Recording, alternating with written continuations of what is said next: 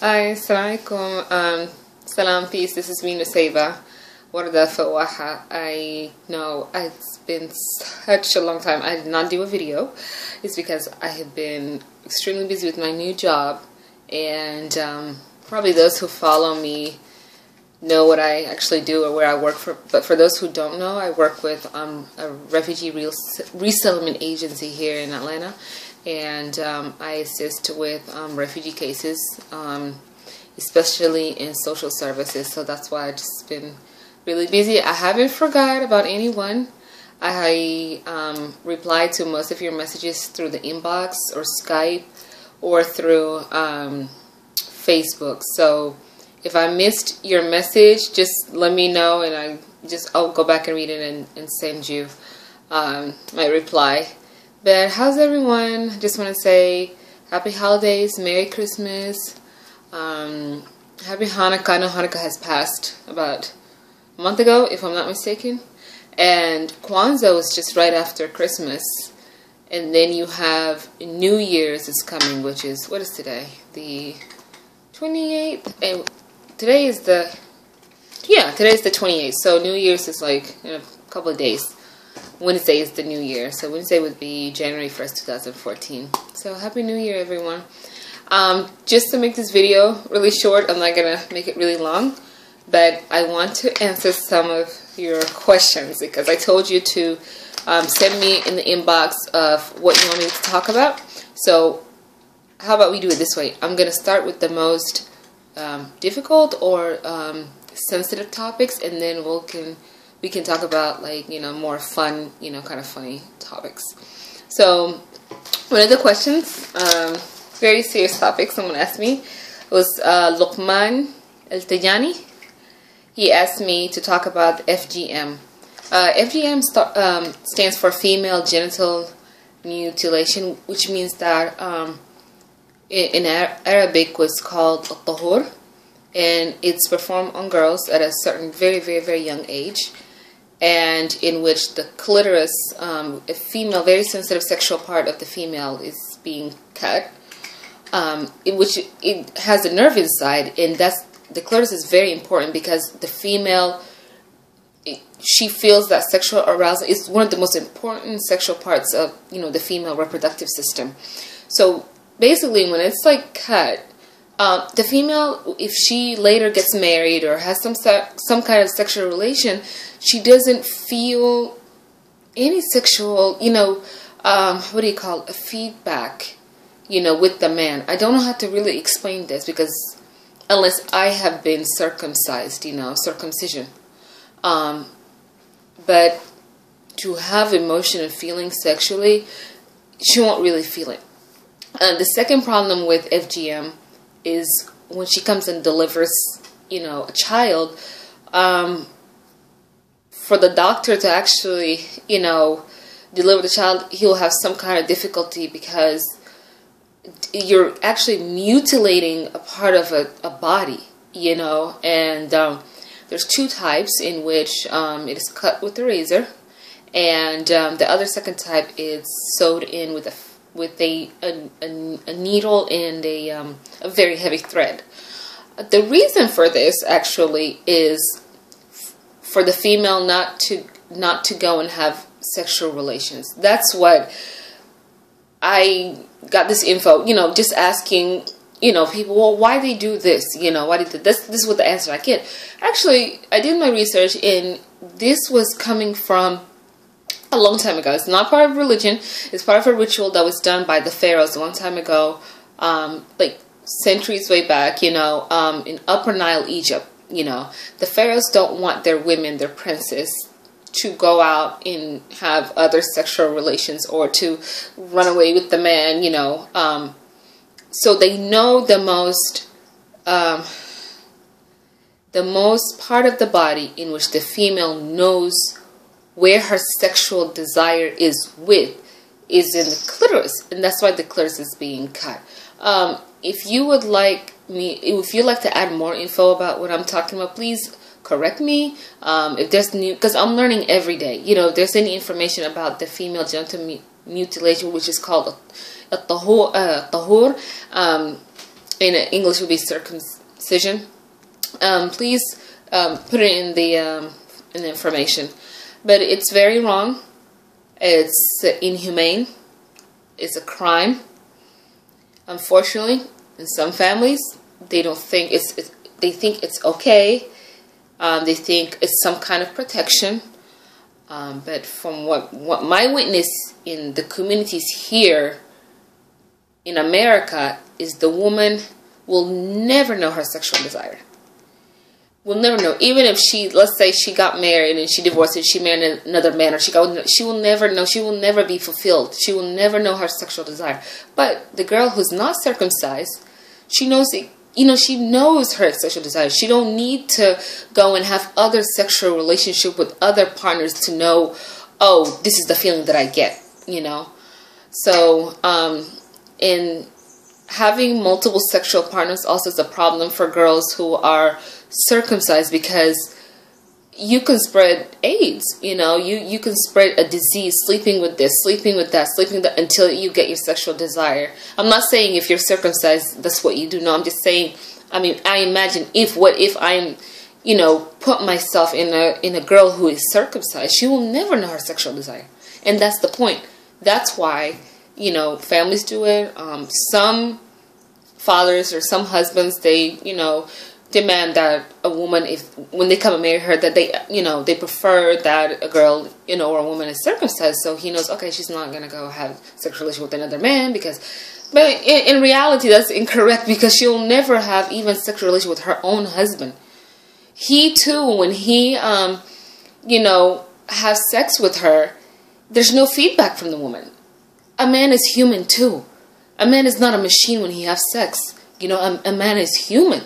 He wants to, it's not, we ladies think that, oh, a man when he comes to have sex, it's just sex. No, he has emotions too. He might not show it, but he has emotions. He's human at the end of the day, you know. So that feedback is very important. That's part of the sexual desire, you know. So that's all I have to say about that topic. And I just hope that with education and more of, you know, awareness, that this problem, you know, would be banished. You know, this crime would be banished. I know that in my country right now, it used to be a problem back in the day. Right now, a lot of families know that this is wrong, and you know, a lot of families from the beginning, they decide not to do it. You know, which is good. To the point where right now some families will do it behind closed doors, you know, because they know, oh, it's wrong. A long time ago, it was so normal, you know, to have a girl circumcised. They'll have a celebration for her after the circumcision, you know, but in the long run, in her marriage life, in her sexual, even seriously, marriage, it's not just all about the wedding. It's like, you know, you're both are partners. You want to enjoy each other, you know, and being circumcised, it's a problem. So, okay, next topic. What another serious topic? Tibet? Please forgive me if I say your name. Tibet. He wanted me to talk about the conflict in Darfur. So it's been almost 11 years since 2003, but the conflict has started way back since the 60s, you know, and the whole point is like, you know, being a minority, not having my rights, that's what led most of the problem. Being considered second-class citizen, not, you know, hiring more people from that ethnic tribe, not building schools in that area, not having a clean water in that area, not even having equal representation at the parliament, you know, or they might have somebody representative at the parliament, but, you know, their voice is not heard. So this problem basically started very simple, and then it grew out very big. And I was, you know, talking to my grandparents, my father, and this problem started basically where you have Zurga tribes, which is African indigenous tribes. You know, they speak Arabic, but they have other languages, you know. I'm from Zurga tribes. I would be considered from Zurga. I'm not Arab, you know, tribes. I know it's complicated, but that's just how it is. Then you have Arab nomadic tribes, and they have their camels, you know, and they would come, you know, each year, you know, they migrate, you know, with their camels, and they'll come to the farming lands of the African indigenous tribe, and small conflicts start to happen in which, you know, the camels or their animals will eat the they'll eat the what do you call it, the food, they'll eat the farms of this, like, you know, the crops that they grow, these African indigenous tribes. So it became a conflict. That then fast forward to the no, before we get to the 80s, let's talk about the 60s and stuff. Okay, when it comes to after the independence, then all of a sudden you see that people are hired more in the government from these Arab tribes. There's no equal representation, you know. Then you fast forward in the mid-80s, in which weapons start to come. Weapons started to come, you know, from one time, but 80s is when it got really, really horrible, you know. Most of the weapons were with these, you know, Arab nomadic tribes, and there used to be a drought that happened back in 85, you know, and it's a struggle for resources, a struggle between those two big tribes. Then fast forward to the 90s, and it's still the same problem. There's no equal representation. You have people more persecuted in courts from Zurga African indigenous tribe, and from generation to generation, that anger just, you know, it just fed on. This fed on, like, you know, there's, like I tell you, no schools, no water, no doctors. You know, in order for, like, for example, in order for me to go to a hospital to another city, if I'm in the rural areas, it'll take me maybe 4 hours, 5 hours to get to a hospital. Maybe I won't even find a doctor. And that's just one of the things, you know, just not equal, you know. Like, I believe in John Garang's, Dr. John Garang's New Sudan, in which Sudan's problem is not South, Sudan's problem is not West, Sudan's problem is not just North. It's every region that is marginalized, you know, that has no equal representation, okay, or little representation. You don't have good schools. You don't have, you know, there's racism. You know, automatically, they might not tell from your last name where you're from, but they will investigate, okay, which tribe are you from? I can't really deny, you know. Just, you know, a zulm means injustice. Just, that's what it is. And for right now, I think Darfur is like becoming like the next Congo, because everyone says, hey, I have a group called the Justice and Equality Movement. I have the group called, you know, like the peace movement. I'm just, you know, just saying. And I have, you know, weapons. I'll protect my people. You have so many rebel groups. They're not even united. Everyone is just like, as long as you have weapon, I can scare off everybody else. Oh, and I will just use my people to fight for me. But actually, they're not even fighting for their people. That's why I'm not even with the rebel groups. A long time ago, I used to have faith in them. I used to believe in them, you know? But right now, it's just like a game. It's just like a power of struggle. You got people hungry, like in refugee camps. You sitting up here in a nice house, and you got your group of people, you got your weapons, and you say you want to fight for your people?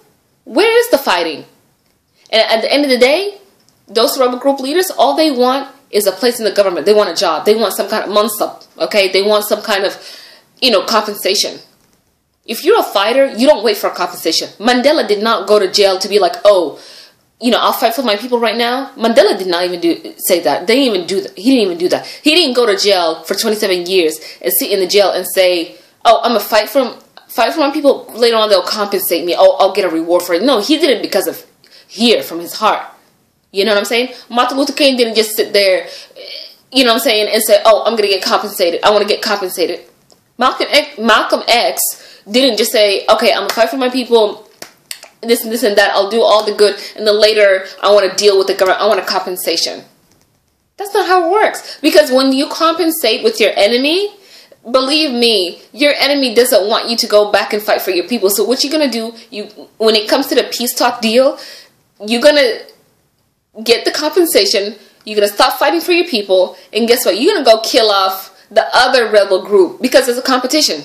That's how the deal is. That's what's going on in Darfur. You got all these different rebel groups, and then you got everybody else, and most people in refugee camps. Then there's something called tahmish, muhammashin. You know, as a muhammash, you're basically following a leader, hoping that something will change. But these leaders themselves are racist within their own groups, with their own tribes. Even within the African indigenous tribe, if you don't speak a certain language, oh, you're not from us. Oh, you're with the enemy's side. Oh, you are, with the government. That's the problem. That's why, you know what? I'm not even really mad at the government as much. Yes, I am mad at the government. But you know what? The government is going to still be in power. Because you guys as rebel groups, you're not united. You're selfish. And the government, your enemy, quote unquote, al-Mu'tamar al-Watani or al-Shamaliyin or whatever you call them, they'll continue to marginalize you. They'll continue to kill your people. And that's what's going to happen. And that's what's happening actually. Same thing with the Janub right now. My South Sudanese, I respect you for your separation of your country. I don't agree with it, but I respect you because you fought for it. But right now, with all this crap that's going on down there, and you got people running to refugee camps, you want your country to be like Darfur? Like my people?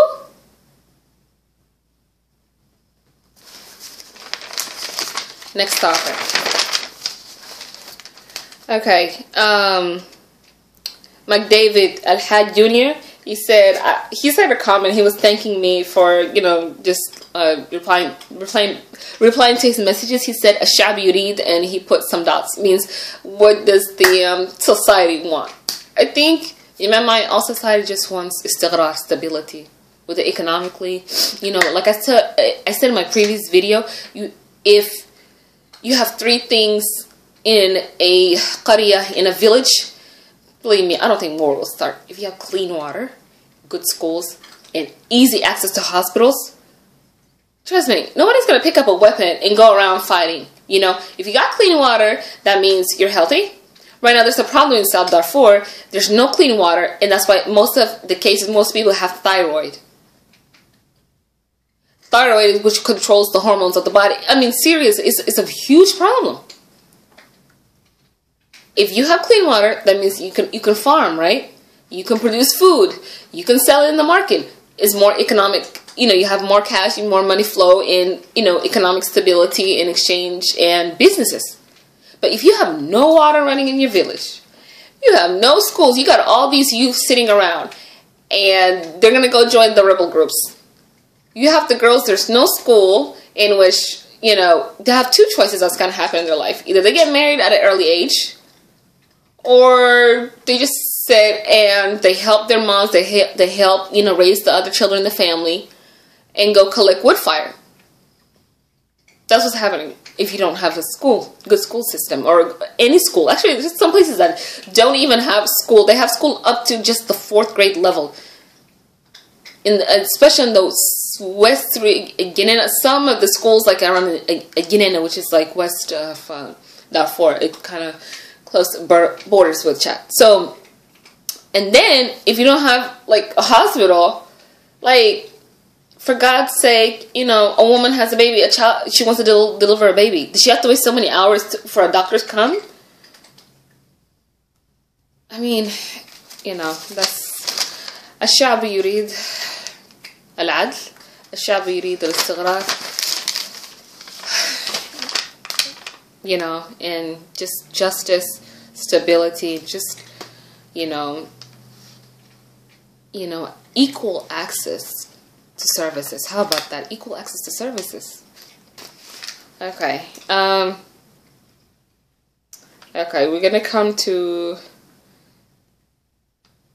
Well, I talked to Haba King. He wants me to discuss about education. I just discussed this in the video. So, I don't know what... Do you mean, Haba, do you mean like education in the U.S. or just in Sudan as a whole? Can you just put that in the message for me?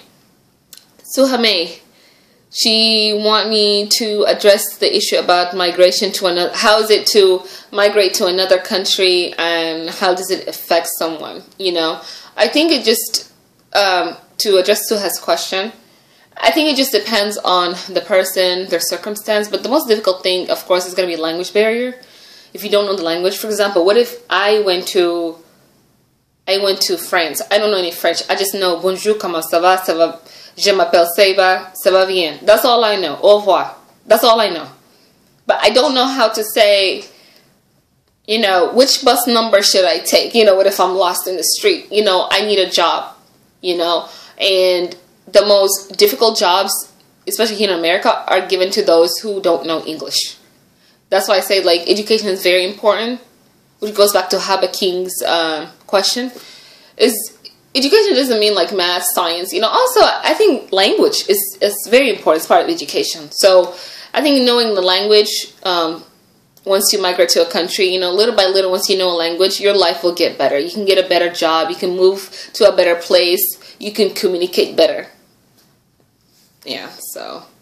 Oh, by the way, Suha May, she is a photographer. She has her own photography company. She lives in Qatar. So please, if you live over there or in Sudan and you need a photographer, she does some really awesome photography. I loved her black and white photos, and she is awesome. So please visit her Facebook page, Suha May, S-U-H-A.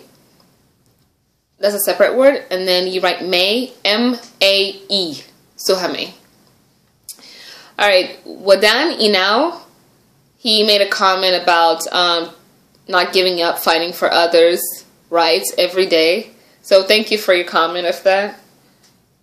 Yasir Awad, hi Yasir, salam, how are you? He was talking about, he wants a copy of the book. He's talking about the book. It's called Born from the Heart. It's in the photo, just like last week. Check my posting, you'll find it. Born from the Heart. I don't know, should I tell you the story? Because I'm afraid I'm going to spoil it for you. Born from the Heart is story. It's very great. I almost cried at the bookstore.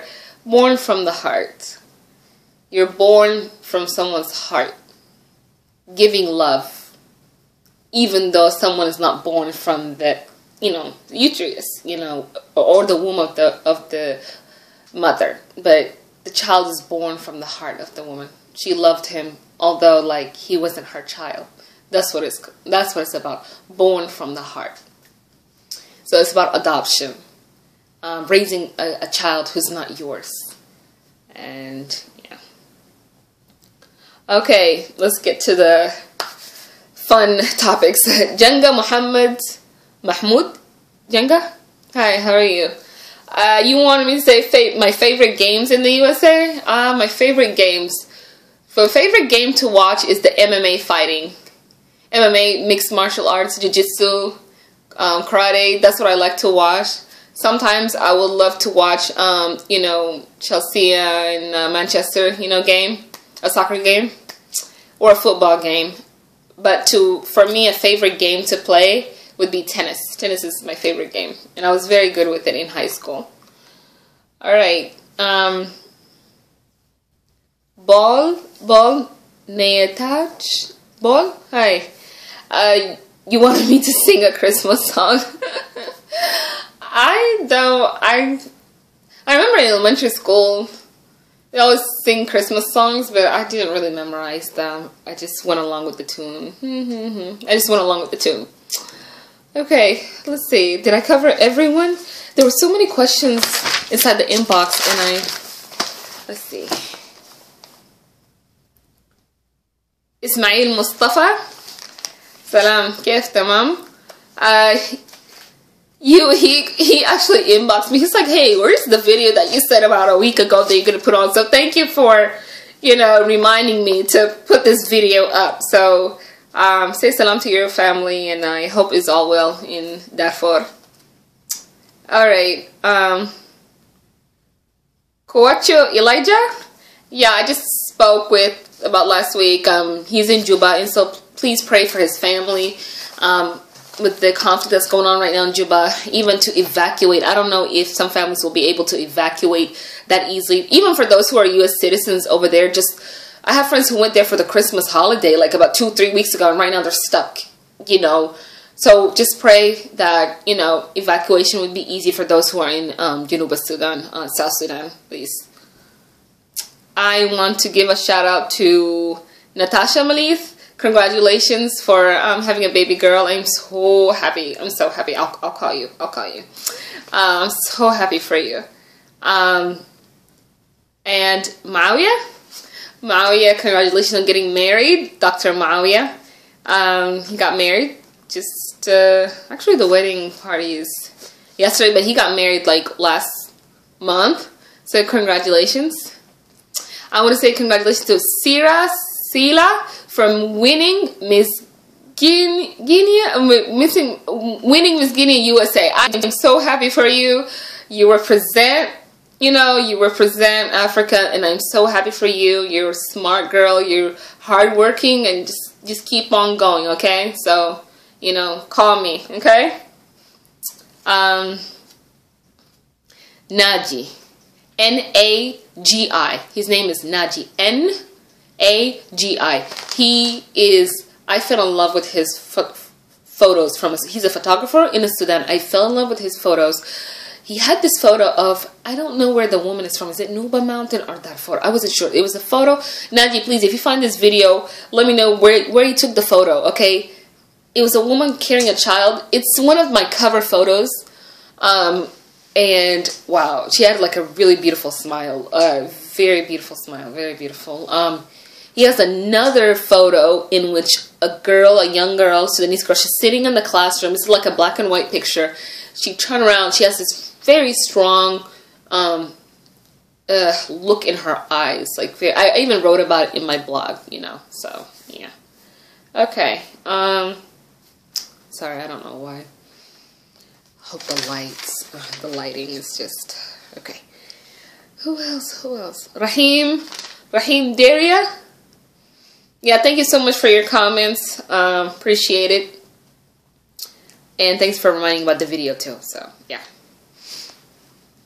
Let's see what else. No, I'm not forgetting anybody. See, I wrote all the notes down. Okay, I think that's about it. I think, oh my god, this video is 27 minutes. Oh my goodness. Okay, this has been, but I had to really make this video, even if it's long, because I had to cover all these questions.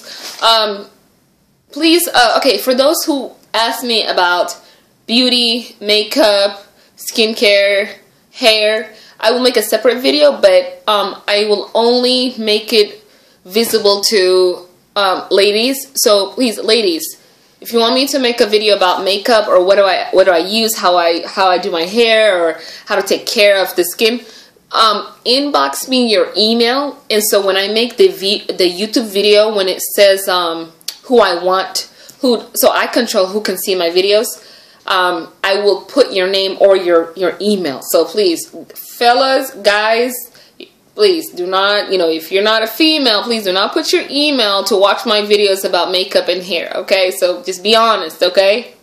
So this is for ladies. So if you want me, last thing, if you want me to make a video about makeup, beauty, skin, what do I use on my lips, how I do my makeup, put your email and write me, you don't have to tell me your name, just write me your email and tell me, add me to the makeup video. And that's why I know that your email, you want me to, so you can see the video, because if you don't put your email, you won't be able to see it. Okay? So I just want to say thank you so much, everyone. Sorry I had to make this video so long. Again, Happy New Year.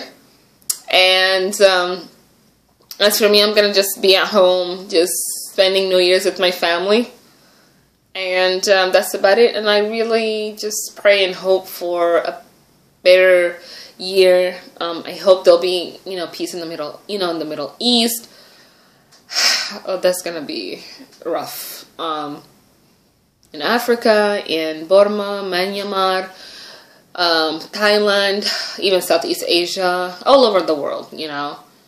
Who doesn't want peace? I mean, come on, who doesn't want peace? So, okay, well, thank you for being patient and watching the video. So, okay. All right. Salam. Bye.